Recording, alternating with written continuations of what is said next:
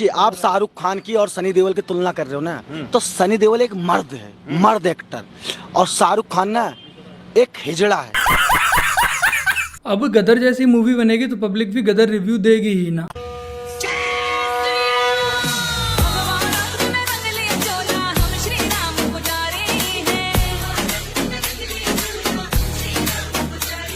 तो राम राम मेरे प्यारे भाइयों की हाल चाल मजा में एक बार फिर से आप सबका स्वागत है अपने चैनल द पैट्रियट ऑफिशियल में। और मैं आपका भाई दुर्गेश लेकर आ चुका हूँ एक और नई वीडियो।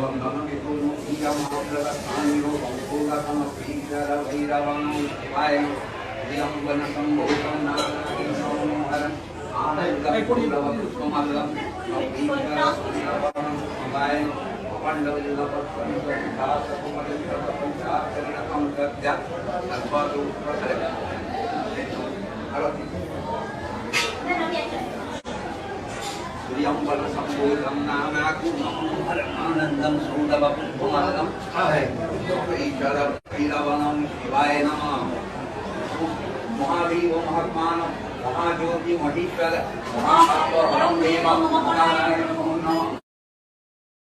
अब जहाँ का मुख्यमंत्री ही ऐसा हो जो कि हमारे देवी देवताओं का सम्मान नहीं कर सकता है, वहाँ जाहिर सी बात है कि हमारी जो शोभा यात्राएं निकलेंगी उन पे पत्थरबाजी होगी ही, मंदिर टूटेंगे ही, और हमारी धार्मिक यात्राओं पर भी रोक लगना स्वाभाविक ही है। और यही INDIA गठबंधन का असली चेहरा है, और जिसे देखकर आप लोग आसानी से समझ सकते हैं कि ये सबके सब एक साथ क्यों है। क्योंकि सभी को सिर्फ हिंदू देवी देवताओं का अपमान करना, उन पर अभद्र टिप्पणियां करनी है, और अगर कहीं मंदिरों में जा भी रहे हैं दिखावे के लिए तो वहां जाकर भी ऐसे ही अपमान करना है हमारे देवी देवताओं को, जैसा की इस वीडियो में आपको बंगाल की मुख्यमंत्री ममता दीदी करते हुए नजर आए। फिलहाल इस समय तो हमारी ममता दीदी सत्ता के नशे में चूर हैं, बट जैसी करनी वैसी भरनी। आज नहीं तो कल उन्हें ये सब भुगतना यहीं पड़ेगा। जैसा इन्होंने हमारी देवी देवताओं का अपमान किया है मंदिर में जाकर, एक समय ऐसा आएगा कि ये एक कमरे में चारपाई पे पड़ी मौत की भीख मांग रही होंगी। ये जितने भी महाठगबंधन वाले नेता, इनका एक ही फोकस रहता है कि कैसे भी मजहबी वोट बैंकिंग को खुश रखा जा सकता है। चाहे उनकी मजारों में जाकर चादर चढ़ाएं या उनकी जालीदार टोपी पहने, या फिर हमारे मंदिरों में ही जाकर हमारे देवी देवताओं का अपमान करें, बस जो उनका मजहबी वोट बैंक है वो खुश रहना चाहिए। और आज के समय में यही नेता, इनकी जैसी मानसिकता हमारे देश के लिए खतरा बनती जा रही है। और ना जाने इन लोगों ने सिर्फ और सिर्फ अपना वोट बैंक बढ़ाने के लिए कितने अनगिनत करोड़ों रोहिंग्यों के लिए भारत में बसा रखा है, और तो और उनके फर्जी आधार कार्ड भी बनवा रखे हैं, वोटर ID भी बनवा रखी है। मैं आप सबसे यही कहूंगा कि सारी सच्चाई आपकी आंखों के सामने है। अब आपको तय करना है कि आपको किसे चुनना है, किसे वोट देना है, किसे वोट नहीं देना है। और अगर आप ये सब सच्चाई देखने के बाद भी अपना वोट गलत जगह देते हैं तो कल को, आज ये सिर्फ पश्चिम बंगाल में हो रहा है, कल को पूरे देश में होता हुआ नजर आएगा।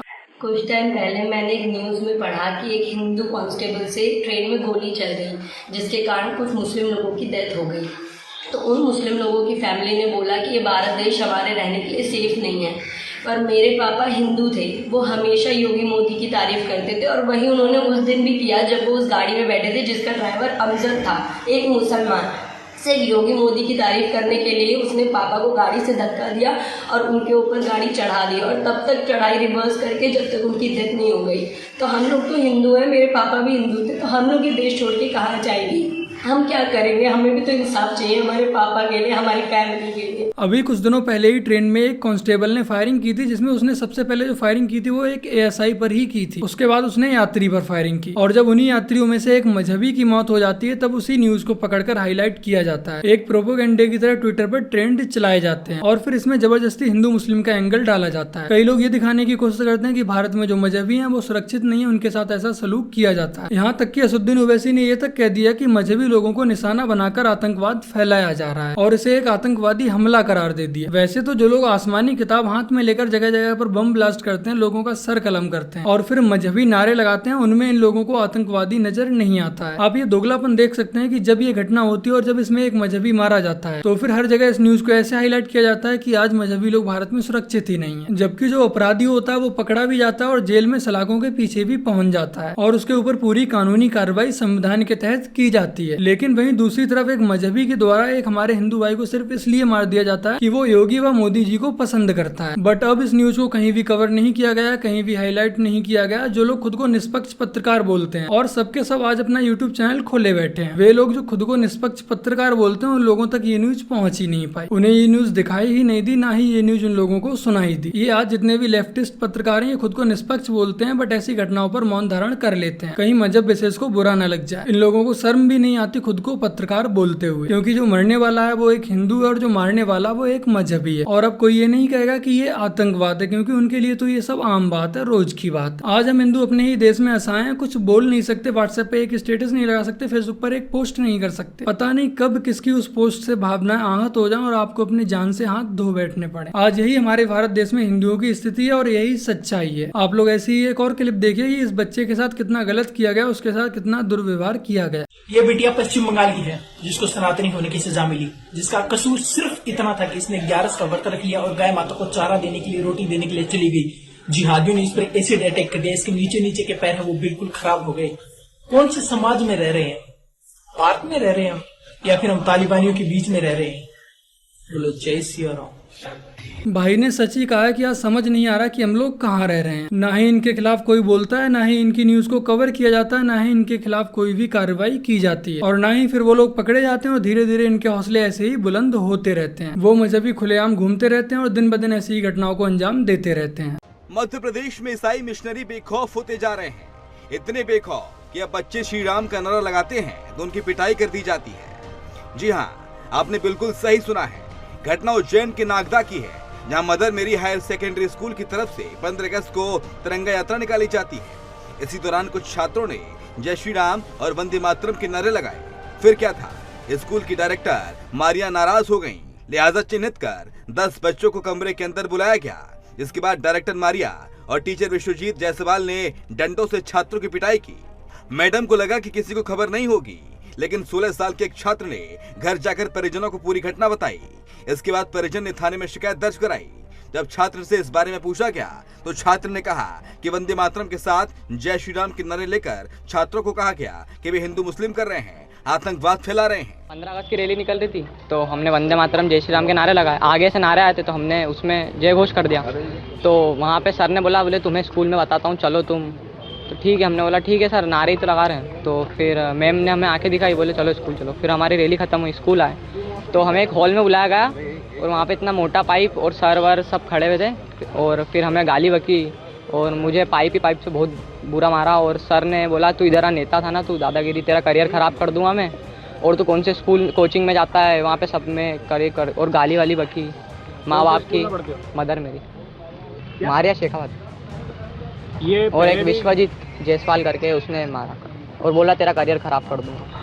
तो लगाओ, मतलब गाली बक के बोले अब लगाओ ना राम के नारे, और हमारा स्कूल मुसलमान ज़्यादा है और मैं भी तो क्रिश्चियन। वो सर ने बोले मैडम भी क्रिश्चियन है, निकल जाए स्कूल से। धर्म के प्रति हुआ तो था पहले, क्योंकि मुसलमान बच्चे ज़्यादा है स्कूल में, तो थोड़े हमके दब के रहना पड़ता है और बाकी नारे वारे लग गए। तो अगर आप जय श्री राम के नारे लगा रहे हैं, वंदे मातरम के नारे लगा रहे हैं, तिरंगा यात्रा निकाल रहे हैं, तो आप एक आतंकवादी हैं। और आज ये सिचुएशन हमारे पूरे देश में हो रखी है। हमारे प्रशासन को ऐसे स्कूलों पर सख्त से सख्त कार्रवाई करनी चाहिए और ऐसी सड़ी हुई मानसिकता वाले टीचरों पे जल्द से जल्द लगाम लगानी चाहिए। बट एक तरफ कहीं ना कहीं गलती हम लोगों की भी है कि हमें आखिर ऐसे ही स्कूलों में क्यों जाना। क्या और कोई स्कूल ऐसे नहीं है जहाँ अच्छी पढ़ाई हो सके? हमें इन क्रिश्चियनों के स्कूल में ही क्यों जाना? वैसे जय श्री राम तो आतंकवाद का नारा, बट अल्लाह अकबर बोल के कौन बम फेंक कर चला जाता है, ये बात आज तक मुझे समझ नहीं आई। अगर आपको समझ आए तो कमेंट सेक्शन में अवश्य बताइएगा।